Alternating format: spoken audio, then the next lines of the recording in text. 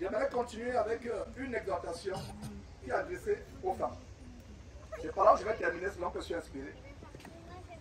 Chers sœurs en Christ, chers invités, nous vivons une génération caractérisée par le féminisme. C'est-à-dire que la culture courante nous montre que l'homme est l'égal de la femme. Je n'avais pas prévu enseigner.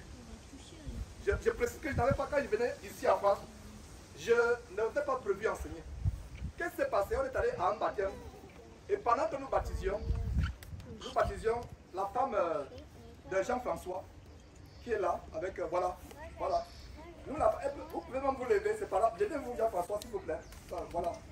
Donc Jean-François accompagnait son épouse. Voilà, merci. Veuillez vous asseoir là, juste merci beaucoup. Donc, ils sont à l'origine de ce message. Donc pendant que je l'ai bâti, la vidéo sera publiée, tout en espérant que, voilà, le backup, la batterie est même finie, c'est la sœur de, voilà, Odaya, je crois, c'est ça. Odalia, voilà, qui a... Odaya. Voilà, Odaya, excuse-moi, Odaya. Donc c'est elle qui a filmé, j'étais dans la rivière, j'ai commencé à voir vraiment, Dieu a commencé à mettre des paroles. Je ne savais même pas que la sœur était mariée. Je ne savais pas, elle et moi, on n'a jamais... Je ne sais pas si, Arabia, tu m'as déjà parlé de ton statut, je ne pense pas. Je ne savais même pas que tu étais mariée. J'ai même été surpris, oh, mon mari, ah tiens, on s'est rencontrés. Alors, au baptême, il y a comme un blocage.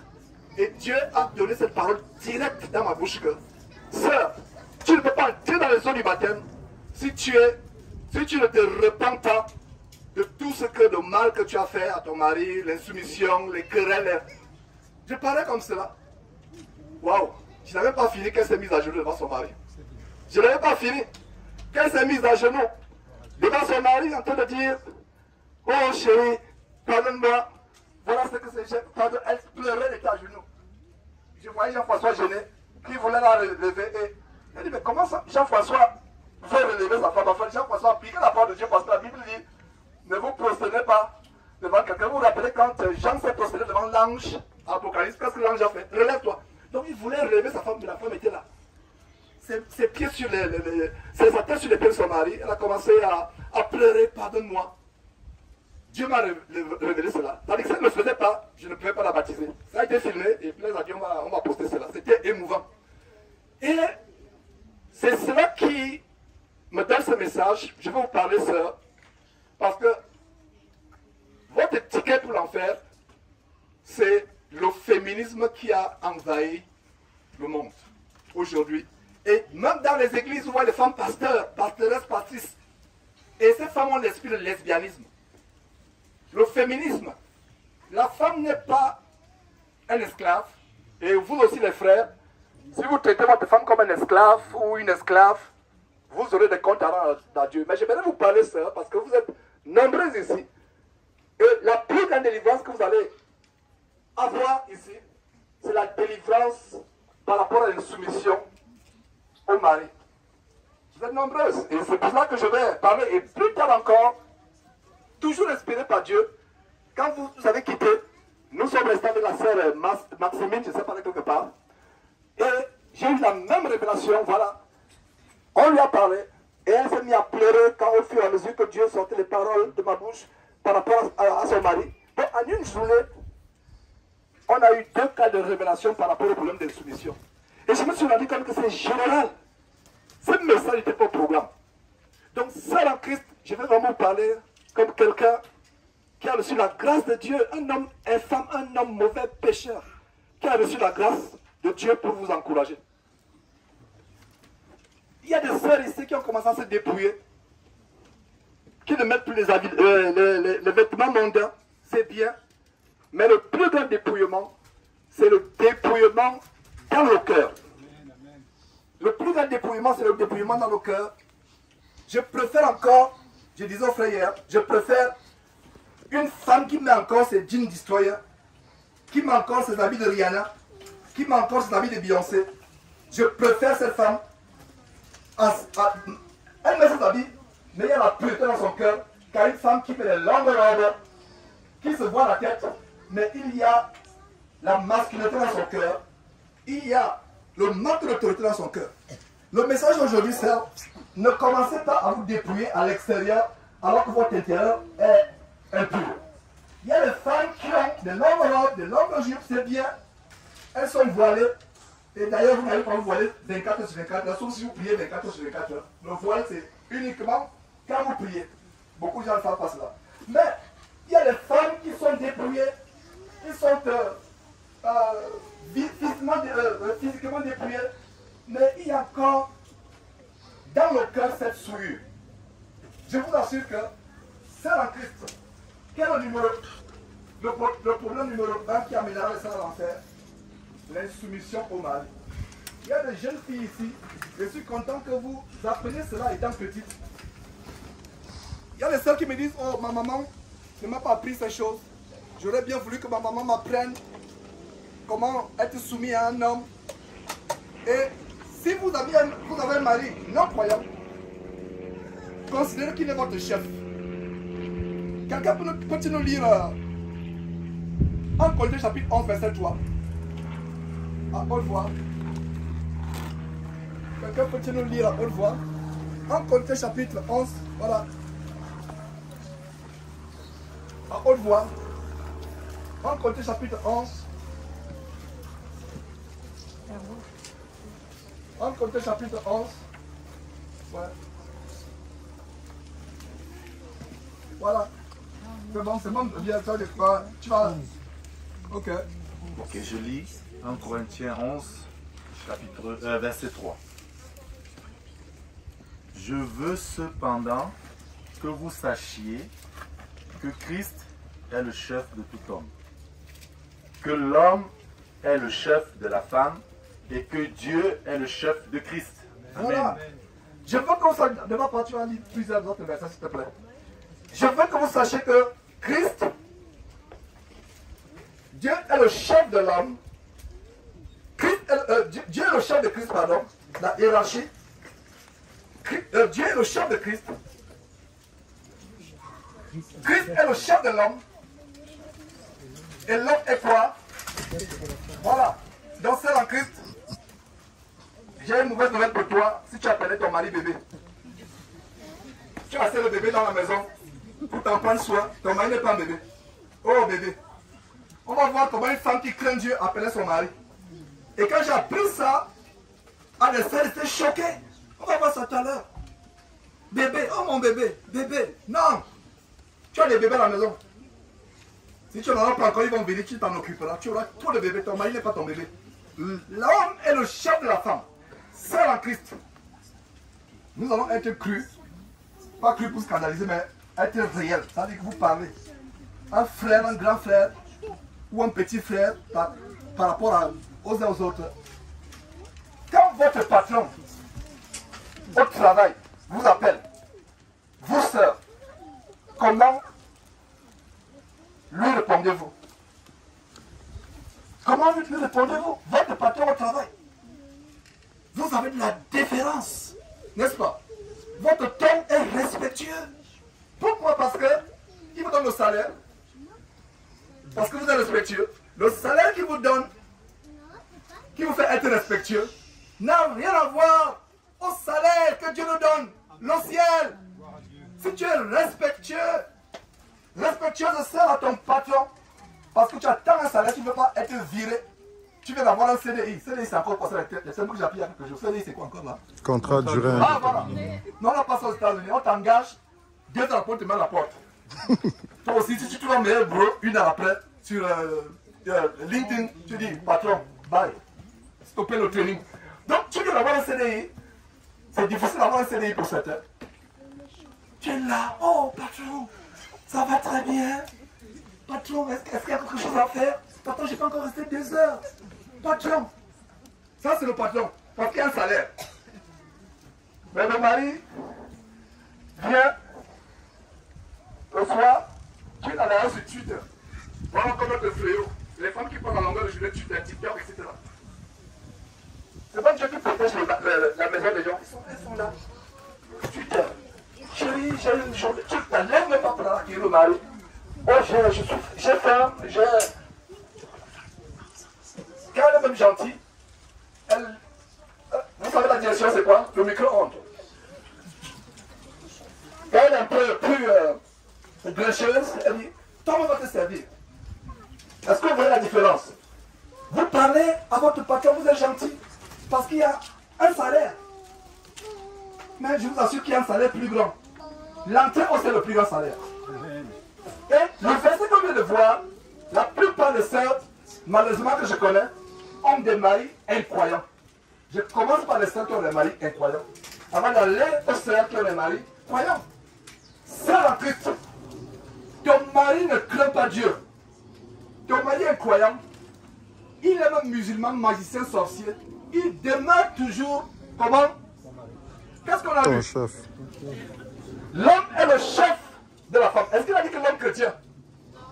Ça là, j'espère que vous me comprenez. Il n'a pas dit l'homme chrétien est le chef de la femme. Il a dit l'homme est quoi? L'homme point. Pire encore les femmes qui veulent évangéliser leur mari. Il y a un frère ici parmi nous, peut-être qu'il pourra témoigner plus tard. Quand sa femme lui prêchait la parole, ses oreilles bourdonnaient, il se bouchait. Il était irrité. Il a dit, frère, tu avais raison de t'irriter.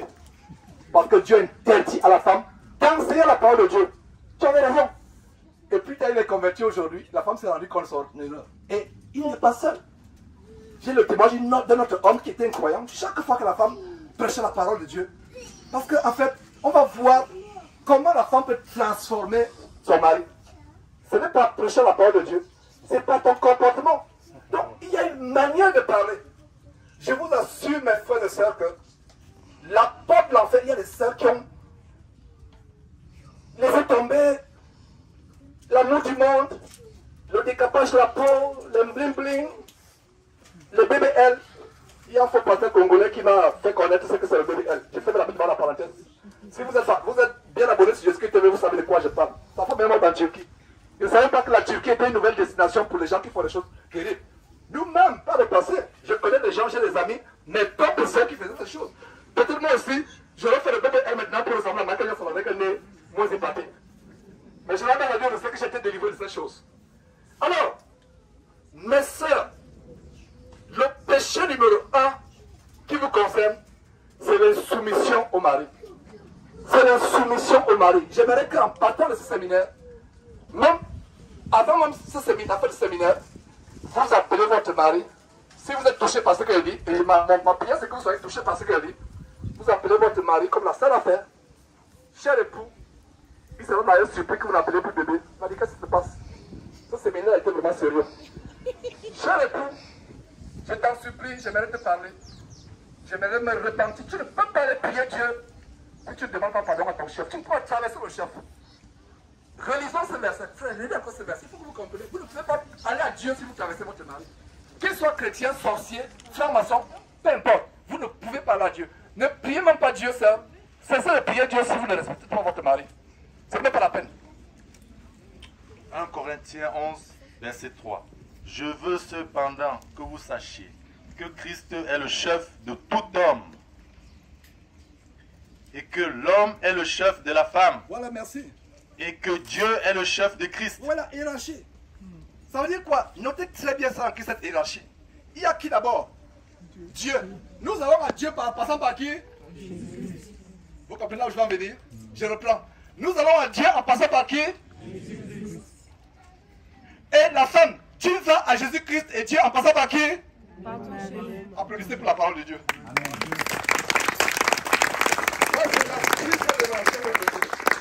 Ça, c'est la plus grande révélation, sœur. Rien que là, je peux m'arrêter, j'ai terminé. C'est une grande révélation. Je reprends. Nous allons à Dieu par qui? Par Jésus-Christ. Sœur en Christ. Tu vas à Jésus-Christ, à Dieu par qui? Ton époux. Arrange cette porte. Dieu vous accorde la délivrance. Je n'avais pas prévu. Je suis fatigué de prêcher. Je suis venu me reposer, observer la nature. C'est ça que je suis venu faire. Et je suis rassasié de la belle nature française. Je suis content d'avoir dénoncé Macron et autres parce qu'ils veulent détruire ce beau pays. Et il faut que frère, vous vous leviez pour prêcher la vérité. Ce n'est pas Marine Le Pen, c'est Marine, quelque part là. Ce n'est pas Macron qui va sauver le pays. C'est Jésus qui va sauver le pays. Il n'y a que lui, les bonnes mœurs, les valeurs. Alors, je reprends cette révélation. L'homme est le chef de la femme. Ça veut dire que Dieu est le chef de Christ. Ça veut dire que tu vas à Dieu par qui? Je reprends, nous tous on va à Dieu par qui? Jésus-Christ. Maintenant, vous les femmes, nous les hommes, nous allons à Dieu par qui? Jésus-Christ. Maintenant, la femme va à Dieu en passant par qui? Son mari. Voilà. Sœur, oubliez tout ce qu'il a dit. N'oubliez pas ce qu'il vient de dire. Et je vous dis une chose à partir d'aujourd'hui. Quand vous voyez votre mari, qu'il soit incroyant, ivrogne, prostitué, peu importe, et même homosexuel, je suis désolé. Et même, il y a les maris homosexuels, c'est-à-dire qu'ils sont... Il y a les maris. Je suis en contact avec beaucoup de sœurs qui vivent des choses difficiles. Avec celui-là, il va avec des hommes. Pire encore avec les enfants. Vous avez suivi comment j'ai confronté une sœur en Christ qui n'a pas voulu dénoncer son mari au Canada parce qu'elle ne veut pas perdre son mariage. Ça m'a fendu le cœur. J'ai dit, tu ne veux pas perdre ton mariage et tu préfères que le mari fasse des choses bizarres. Bon, bref, vous voyez, peu importe ce que c'est ton mari.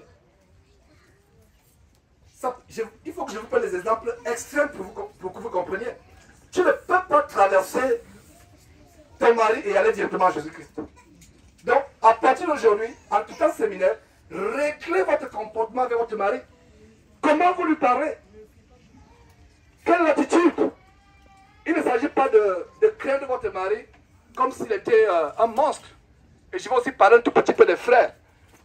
Parce qu'il y a un frère qui est venu au Canada. Nous les avons reçus avec sa femme. Confortablement, nous les avons reçus. Ils ont passé, je crois, 1 ou 2 semaines. Je ne sais pas exactement. La femme était autoritaire. On était scandalisés, les frères et sœurs de Houston et nous, on était scandalisés. Va changer la couche au bébé. Fais ceci, fais cela. Il était comme un valet. Un Canadien, originairement du Canada. Elle était migrée depuis le Burkina Faso. Merveilleuse sœur. Cette sœur est une sœur, mais quand vous la voyez, vous allez dire que elle est déjà sur la voie du ciel. Merveilleuse. Elle est douce avec d'autres personnes. Mais nous avons constaté, il a fallu, c'est pour ça qu'on ne se connaît pas. Moi, je ne suis pas de ceux qui voient l'apparence. Dieu me fait grâce de voir ce que les autres ne voient pas. Parce que là, on est là, bien voilé. Déjà, avant la maison, bien qu'on est dans la voiture, le naturel est venu. Mais la clim, tu ne vois pas qu'il fait chaud aussi. Dis-moi déjà. Hein? Je vous assure que, je vais vous dire une chose. Une femme qui est à côté de son mari qui conduit et qui reste tranquille tout le voyage, la femme est déjà sur la voie du ciel. La femme est sur la voie du ciel.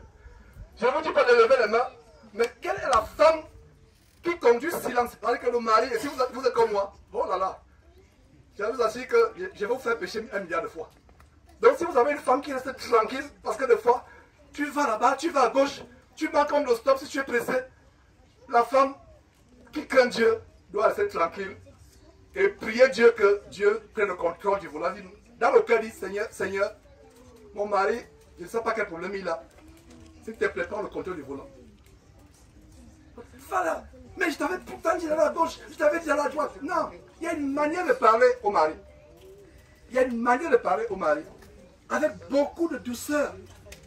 Donc il y a du travail à faire, la repentance. Prenez le téléphone pour ce soir arrivé, demandez pardon à votre mari et prenez la résolution de vous comporter comme on va dire tout à l'heure. Donc je reviens avec le Canada pour être logique dans les idées. Le couple est venu, c'est un couple qu'on connaissait, un merveilleux couple. La sœur, une merveilleuse sœur qui s'est dépouillée extérieurement, mais elle avait ce problème-là. On était choqués.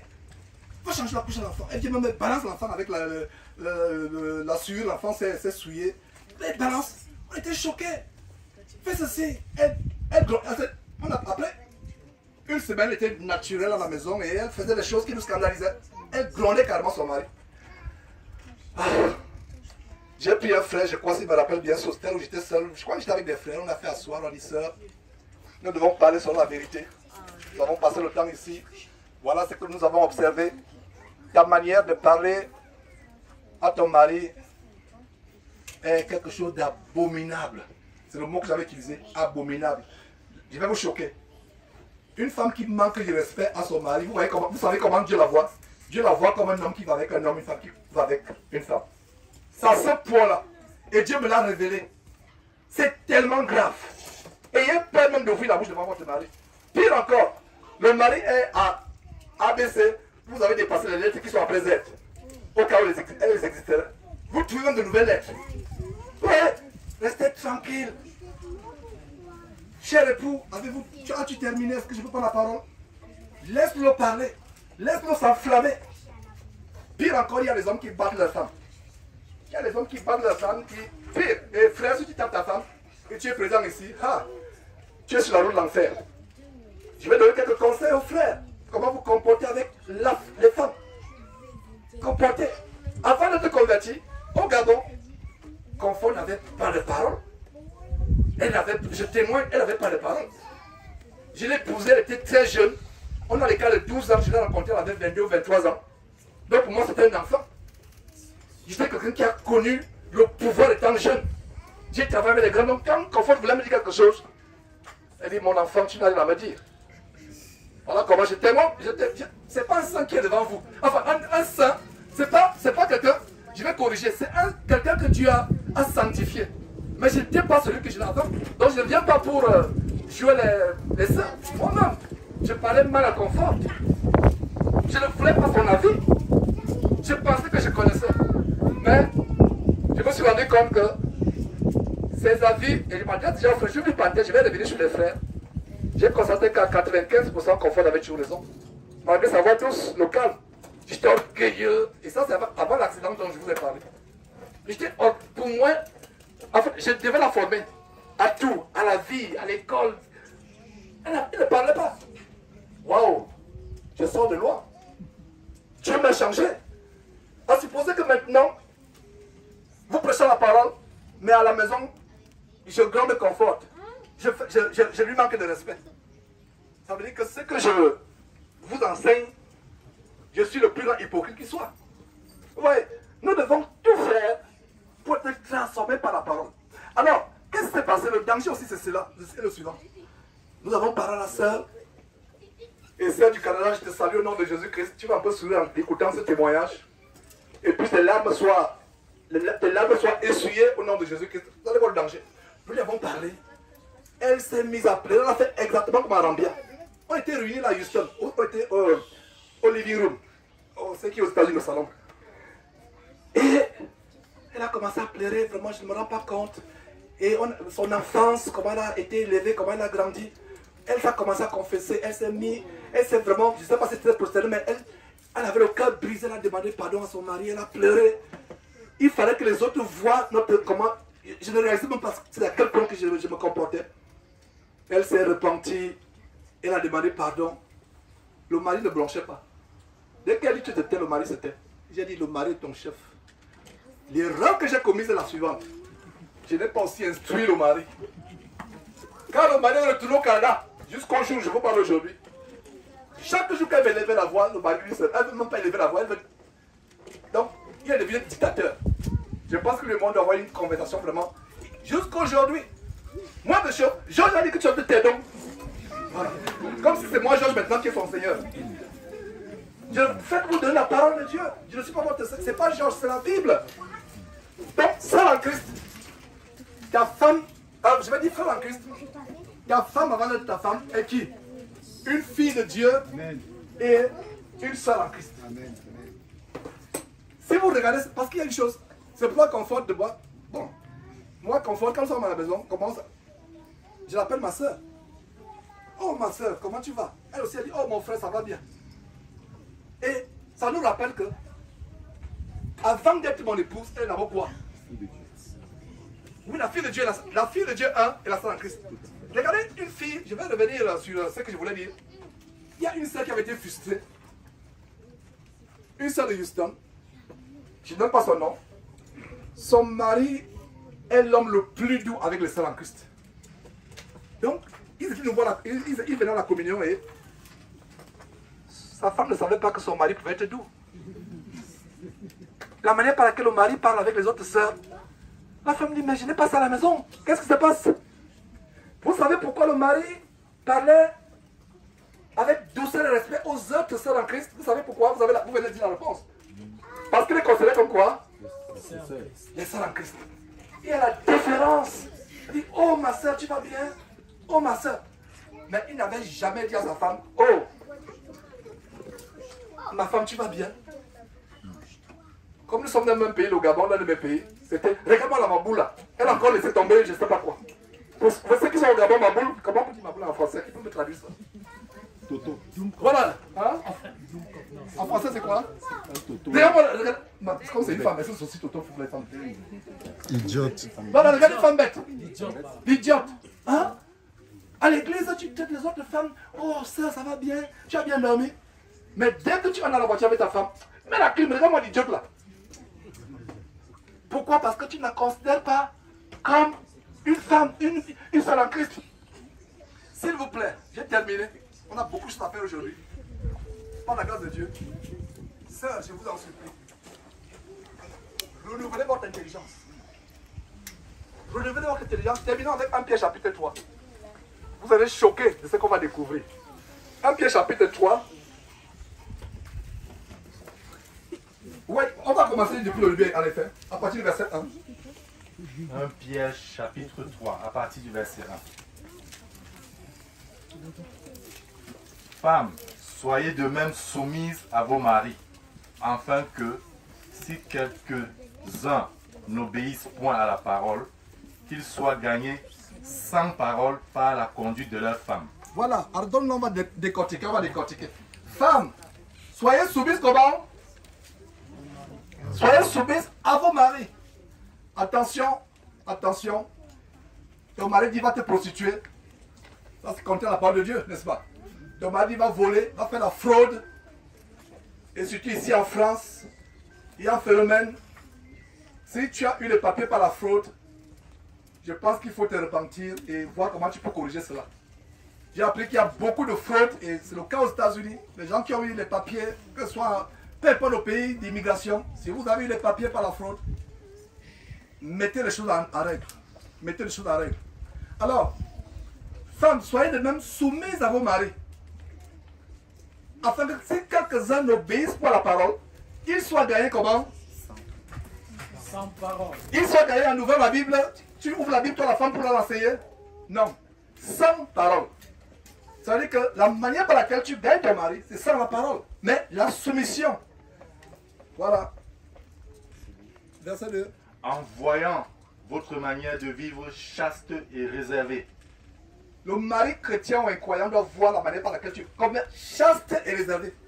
C'est-à-dire que quand vous êtes dans la maison, on ne sait même pas s'il y a une femme ou s'il n'y a pas de femme. Chaste, réservé.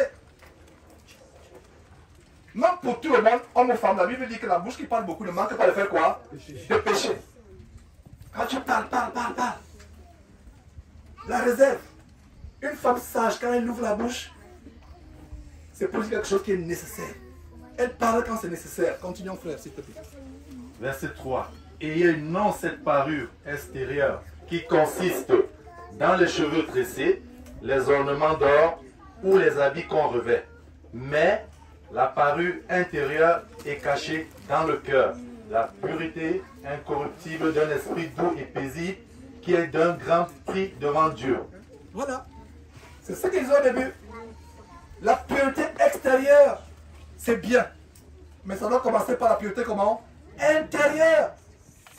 La douceur avec laquelle tu parles à ton mari, le respect. Et encore là, frère, il ne s'agit pas de traiter la femme comme une esclave. Je vous assure qu'une femme qui respecte son mari, qui est soumise à son mari, allez lire Proverbe chapitre 31, son mari l'élève. Elle devient, je vous assure que les soumissions de la femme au mari, les soumissions de la femme au mari, c'est une abomination aux yeux de Dieu. Et la soumission de la femme au mari amène la femme à être élevée, non seulement aux yeux de Dieu, mais aux yeux de son mari. La soumission est une bonne chose. Et terminons pour voir l'exemple avec Sarah. Verset 5. Ainsi se paraît autrefois les saintes femmes qui espéraient en Dieu soumises à leur mari. Verset 6. Comme Sarah qui obéissait à Abraham et l'appelait son Seigneur. Voilà. Sarah qu'est-ce qui est Abraham? Nous connaissons tous ce qui est Abraham. Abraham, c'est notre père dans la foi. Abraham, c'est notre père dans la foi. Abraham, c'est le père de deux grands groupes. Deux grands peuples dans le monde. Les Juifs par Isaac et les Arabes par Ismaël. Nous sommes les fils d'adoption par Jésus-Christ qui est issu de qui? Isaac. Dieu avait dit à Abraham, toutes les nations seront bénies en ton nom. Quelles sont les deux nations, les deux peuples les plus puissants de la terre? Les Juifs et les Arabes. Moi, aux États-Unis, les banques, la politique, l'administration, le droit, ce sont les Juifs. Je pense que c'est aussi le cas en France et partout à travers le monde. Donc la promesse d'Abraham s'est accomplie. Dieu a dit à Abraham, toutes les nations de la terre seront bénies. Les Juifs et les Arabes sont bénis physiquement. Mais nous sommes bénis comment? Spirituellement, en Christ Jésus. Donc nous sommes de la race d'Abraham par Isaac. Donc regardez comme notre maman a tous se comporté. Comment se comportait notre maman Sarah? Je relis le verset 6. Comme Sarah qui obéissait à Abraham et l'appelait son Seigneur, c'est d'elle que vous êtes devenues les filles en faisant ce qui est bien sans vous laisser troubler par aucune crainte. Voilà. C'est d'elle. L'appelait comment? Seigneur. Donc j'avais déjà eu ça une fois, du point dans un enseignement. Sœur, tu devrais appeler ton mari Seigneur. Elle m'a regardé. Mais frère, tu n'es pas en train de blasphémer là? On a lu ce verset. Ah, mais je n'avais jamais lu ce verset. Mais comment se fait-il que je n'ai pas lu ce verset? Je suis en train de changer un peu le camp pour montrer que je suis en France. Mais comment je n'ai pas lu ce verset? Mais dis donc, ce verset. Mais il est profond ce verset. Il dit, ah oui, il est profond. Il dit à la sœur, ah oui, il est profond. Mais Georges, vraiment, je dois me repentir. Il dit, sœur, tu vas te repentir. Tu vas te repentir. Et elle a commencé à appeler son mari comment? Seigneur, et elle le pensait, elle était dit, oh mon Seigneur. Et quand tu dis mon Seigneur, tu ne peux pas dire mon Seigneur et insulter 2 secondes après. Et il y a une chose, je vais terminer par là, j'en ai pour plusieurs minutes. Voyez votre mari comme étant le Seigneur Jésus-Christ, présent dans la maison. Qu'il soit sorcier, converti ou inconverti. Voyez votre mari comme étant le Seigneur Jésus-Christ. Voyez. Et il y a aussi, en dehors du féminisme, un esprit de masculinité, de lesbianisme. Et qui se manifeste de plus en plus dans les femmes pastrices, pastoresses. Vous voyez, les femmes qui enseignent la parole de Dieu, qui prêchent la parole de Dieu. Et je vais dénoncer ça de plus en plus. Dès que nous arrivons au Texas, il y a une église en France, ICC. Ils sont en train d'introduire petit à petit le lesbianisme et l'homosexualité. La femme qui prend autorité devant son mari, qui n'est pas soumise, sans le savoir, elle a un esprit de lesbianisme, ça s'en rend compte. Elle a un esprit d'autorité, ça s'en rend compte. C'est la même chose pour les femmes qui prêchent. Et c'est un démon auquel nous avons été confrontés. Il y a des femmes du corps desquelles ces démons de masculinité sont manifestés et sont sortis, les démons de lesbianisme. Et il y a des femmes qui m'ont dit, Georges, pour être honnête, tu as raison. Il y a d'autres qui ont eu des tentations avec d'autres femmes. Et c'est lié, l'autorité. C'est lié. Puisse Dieu délivrer le peuple de Dieu, pour délivrer femmes de l'esprit de masculinité. Satan est en train de pervertir les choses. Les hommes sont en train de devenir efféminés. Les femmes, oh là là, c'est même encore plus grave. Presque toutes les femmes sont masculinisées aujourd'hui. À cause de quoi? Liberté, égalité, fraternité. C'est la franc-maçonnerie. La fête internationale de la femme, ou je ne sais pas quoi. C'est la franc-maçonnerie. Ma prière, c'est que, au sortir d'ici, vous vous repentiez. Et que ces paroles, ces quelques paroles soient mises en pratique. Et que vous soyez sur la route qui mène au ciel. J'allais terminer. Que Dieu soit loué. La gloire, l'honneur, pas à moi qui ai donné ces enseignements. La gloire et l'honneur à Dieu seul au travers de son Fils Jésus-Christ qui est le chef de l'Église, qui est notre chef, par qui nous avons pour prier Dieu. Je dis Amen. Amen. Amen.